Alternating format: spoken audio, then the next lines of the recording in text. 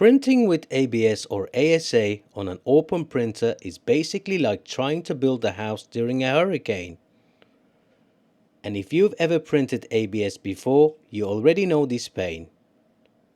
But what if the Snapmaker U1 could actually maintain a proper heated chamber with active airflow, direct Klipper integration, and automatic safety shutdowns? This is the BQ Panda Breath, controlled directly through Klipper on our Snapmaker U1 running a PAXX custom firmware. And honestly, this setup changed way more than we expected. 9, 6, 9. 8, 6, 9. Alright, so today we're testing a pretty insane setup. This is a Snapmaker U1 running a custom PAXX firmware test branch that adds direct Panda Breath support into Klipper. Not through some weird external workaround, not through another app running in the background, but directly inside the printer firmware. So now the chamber heater behaves like an actual part of the printer. You can control it through Klipper, automate it with macros, monitor temperatures in real time, and even use safety interlocks. Now, if you mostly print PLA, you probably don't care about any of this. PLA basically prints even if the universe itself is collapsing. But ABS, ASA, nylon, polycarbonate, those materials are extremely sensitive to environmental temperature. And the biggest problem usually isn't the nozzle temperature, it's uneven cooling, cold air, drafts, fluctuating chamber temps. That's what's causing warping, layer splitting, and internal stress. You can have perfect slicer settings and still get horrible results if your chamber environment sucks. From our testing, we'd honestly say the absolute minimum requirement for reliable printing ABS, ASA or nylon is the BQ PopCap. Without a proper enclosure, chamber temperature fluctuates way too much, and your success rate drops fast. The PopCap basically turns the U1 into a proper enclosed thermal environment. It seals the top, traps the heat, blocks drafts, and stabilizes the chamber. Without it, using a chamber heater doesn't make much sense. Otherwise, you're basically heating your entire room instead of your printer. Before adding the Panda Breath, we found the best way to print ABS or ASA was letting the printer heat soak for around 25 minutes before starting a print. That gave the chamber enough time to stabilize, and it massively improved the print's consistency and bed adhesion. But once we added the Panda Breath, the soak time dropped to around 10 minutes. The chamber heats up significantly faster and reaches stable temperature much sooner. And so far, we haven't had any bed adhesion issues, which honestly became one of the biggest quality of life improvements. Less waiting, more printing. Less staring at your printer wondering if the chamber is finally warm enough. Now, the Panda Breath itself isn't just a heater. It's a controlled airflow system. It actively circulates heated air through the chamber. And that circulation matters a lot. Passive heat tends to create hotspots. One side of the chamber gets hotter than the other, while colder air sits elsewhere. The Panda Breath helps equalize temperatures throughout the printer.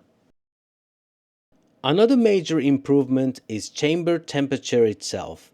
Without active chamber heating, we were typically seeing chamber temperatures around 50 degrees Celsius. With the Panda Breath, we're now reaching around 60 degrees Celsius much more consistently. And that extra 10 degrees actually makes pretty huge difference. Layer adhesion improves noticeably because the printer layer cools down more gradually. That reduces internal stress and improves bonding between layers. especially with ABS and ASA. The parts simply come out stronger and more reliable. Here's where the things get really interesting. The PAXX Firmware branch integrates the Panda Breath directly into Klipper, so instead of controlling it separately, it becomes part of your actual printer workflow. Macros, chamber automation, temperature monitoring, safety integration.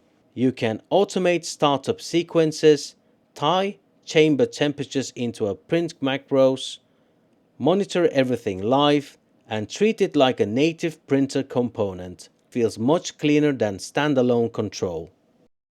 We're running auto mode, which requires Panda Breath firmware 1.0.3 or newer. Setup is pretty simple. You access Panda Breath through its IP address, set the printer type to Klipper, and bind it to the printer. Once that's done, Klipper communicates directly with the device, and most importantly, you get automatic shutdown protection. If printer crashes or loses connection, the heater shuts itself off automatically, which is a very good thing when you're literally heating a chamber to 60 degrees, because accidental room heating wasn't really on our testing checklist. Manual mode is more universal. No firmware requirement, no binding, but also no safety interlock. So if your system crashes mid-print, the heater just keeps going, which means your macros need to properly shut it down, usually with something like M141S0. What we're seeing overall is significantly better chamber stability. Instead of large fluctuations, temperatures stabilize with a much tighter range. And that directly translates into better prints. Less warping, less splitting, better adhesion, and much more consistent engineering material printing. Now, this setup isn't perfect. Right now the system focuses mostly on heating and retention. There is no active cooling or exhaust regulation. So if temperature overshoots, there is no built-in way to actively cool the chamber back down.